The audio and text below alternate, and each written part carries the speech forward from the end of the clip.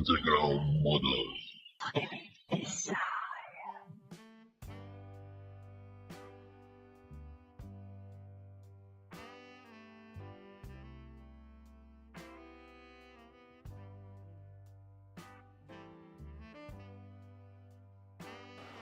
Hi guys, this is going to be my new build as part of a campaign on aeroscale. The name of the campaign is Aluminium Cans or Quicksilver campaign.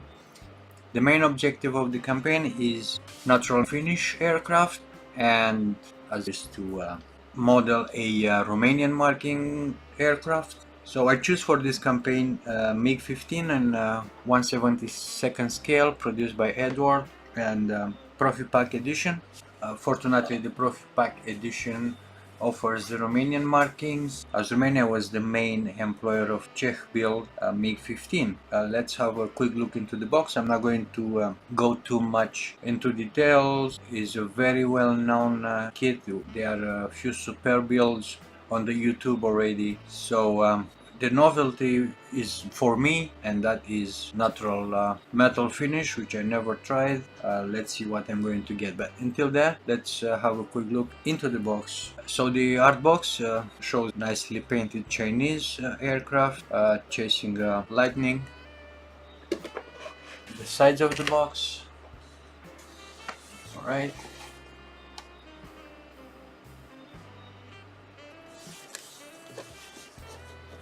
Color schemes I was talking about, we're going to look at them more into detail. And again, those very nice, well-known Eduard quality. So let's move to the box contents. As I'm building a habit here, we're going to pass fast through the instruction manual. Like that we can have a good idea how difficult the construction can be. The kit number is 7057 Soviet fighter MiG-15. A short presentation of the aircraft in English and Czech.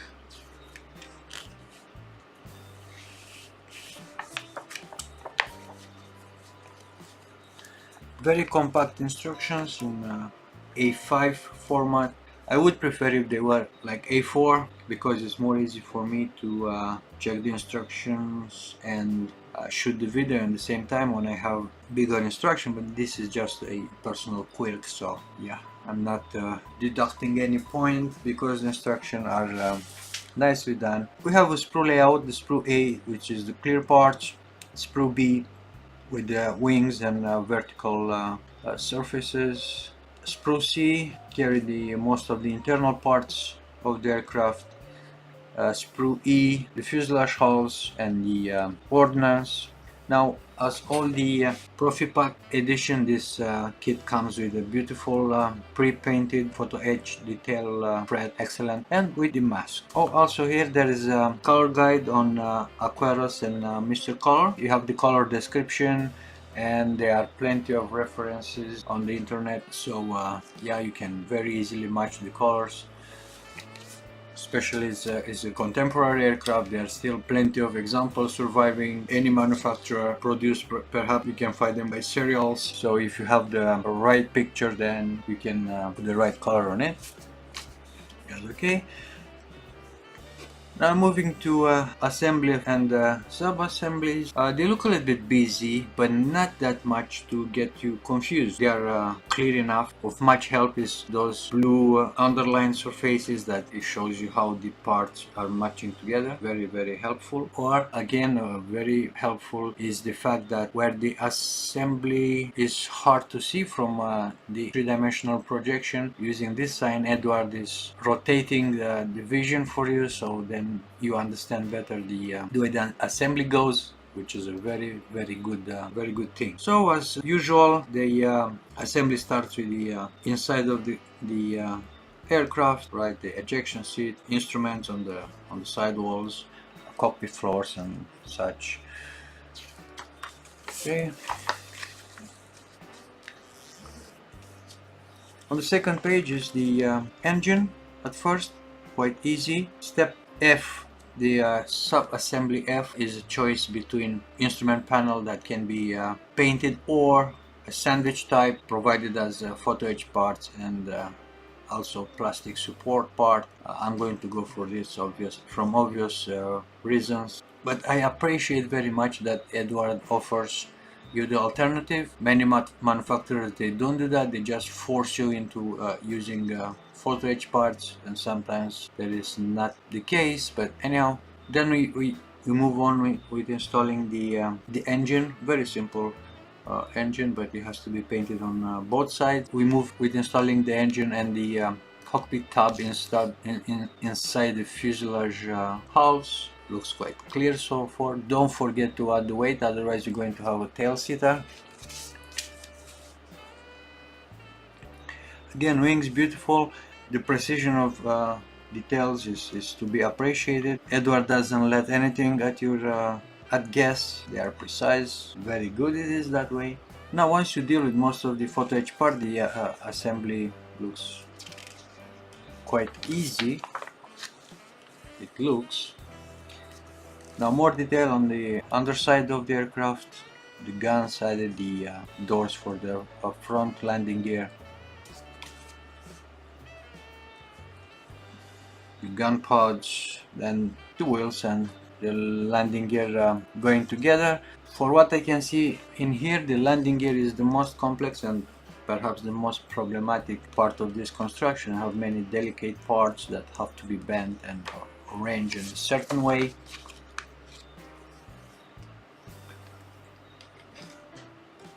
See, bend out, but yeah, it looks quite busy, and the interior of the landing gear is nicely done, so I think it deserves the effort. You have optional open or closed canopy, which again, it's a good thing. And again, for the Model E, which is the Romanian, which I'm going to build, you have a specific antenna that it was added on later. And also this cut out into the wing rib here is specific for Czech build aircraft, and this is to facilitate the indicator that shows the landing gear position. There is inside the aircraft a light, but just to make sure, in case of electrical system failure, the pilot can check the position of the landing gear to make sure, just watching the a mechanical indicator. This rib was blocking the view, and the Czech did nicely and make this cut out.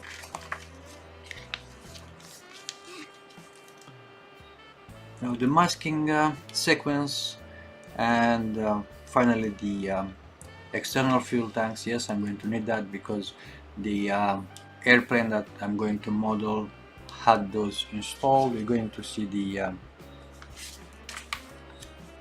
original picture that inspired Eduard. Optional gas tanks, stabilizers.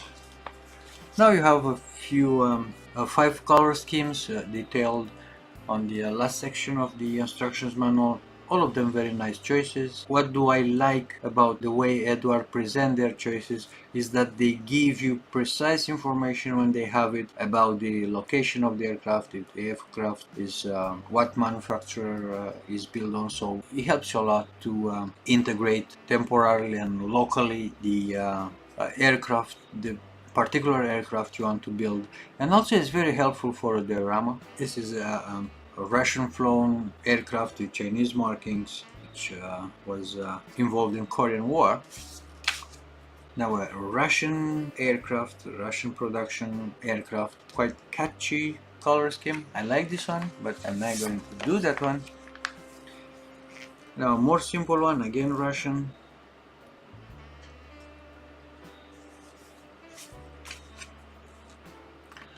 A Polish, and I think is a limb build. And finally the scheme that interests me most, as I said, is my second importance objective on this group build. This aircraft is a good choice. It's an inspired choice by Eduard because it's well documented in photographs. There are at least 3 color photographs that I know of, and shows you a wealth of detail. Well done Eduard, this manual. Now let's move to the sprues. I'll try to keep the same order as presented in their layout, in Eduard's layout. This is Sprue A, the clear parts. Let's have a closer look to it.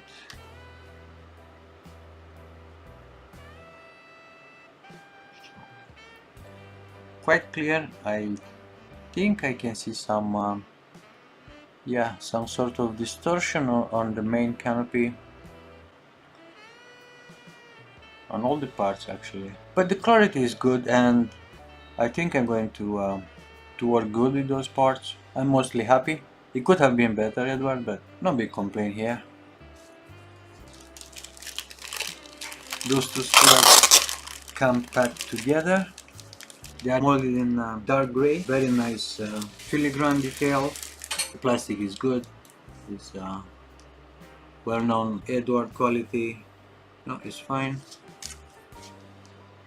No sign of flash whatsoever for what I can see. In some points you have that roughness characteristic to Eastern European producers, but it's okay with me for how long they are not affecting the build process. You see now just a tiny bit of a sigma here would be and one here, so it's not that perfect after all. A few minor seam marks, but in the very important position like this one, it's over a inspection panel, so that it needs rescribing, but perhaps I'm not going to do much correction, because if you ever seen aluminum aircraft from close, you're going to see that has some indentation. It has to be absolutely new for the metallic skin to be perfectly stretched. If the indentations are not too big, I'm going to see after the primer and the first layer of paint. If they are too big and yeah, assembly is going to look out of shape, then I'm going to do what I have to do. But for now, I would say the amount of deformation is quite acceptable to my standards. Moving to Sprue C, small internal detail, can look bad at all.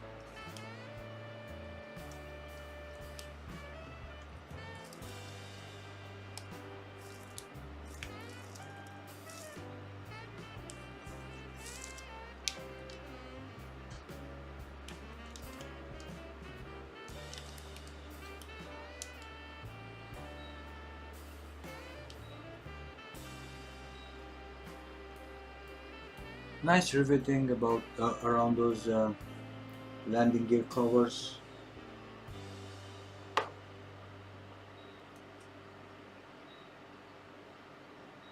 On both sides.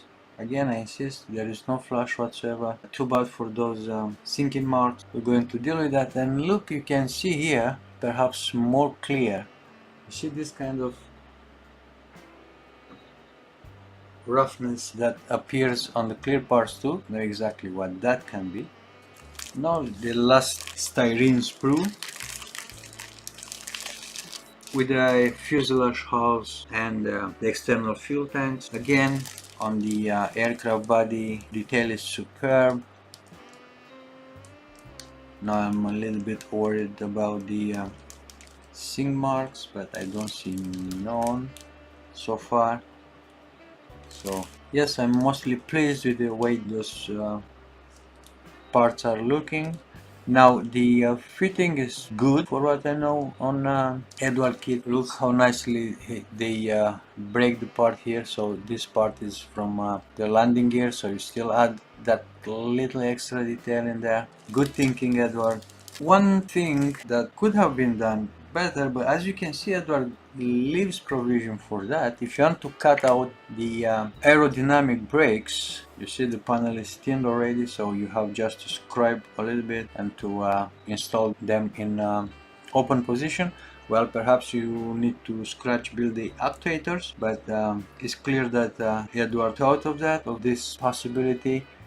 I'm not going to make them open, partly because I want to avoid unnecessary problems, and partly because, as you're going to see on the original photograph, this aircraft is being prepared for takeoff. So yeah, the aerodynamic brakes, they were retracted. Also, the control surfaces in most of the pictures I've seen, they are not drop flaps for such. So the construction is quite straightforward, which is good. The photo-etch part, superbly painted.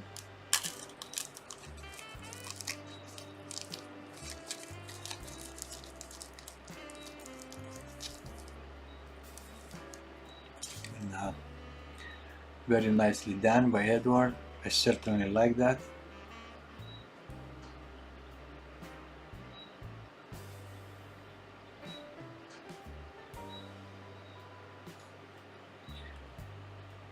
Is almost impossible to get this level of painting with a brush or an airbrush. One thing I have noticed, and I'll try to duplicate,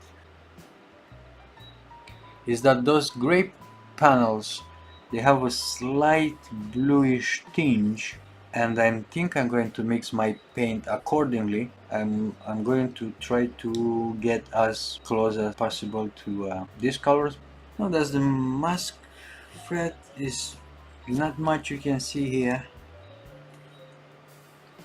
Maybe if I...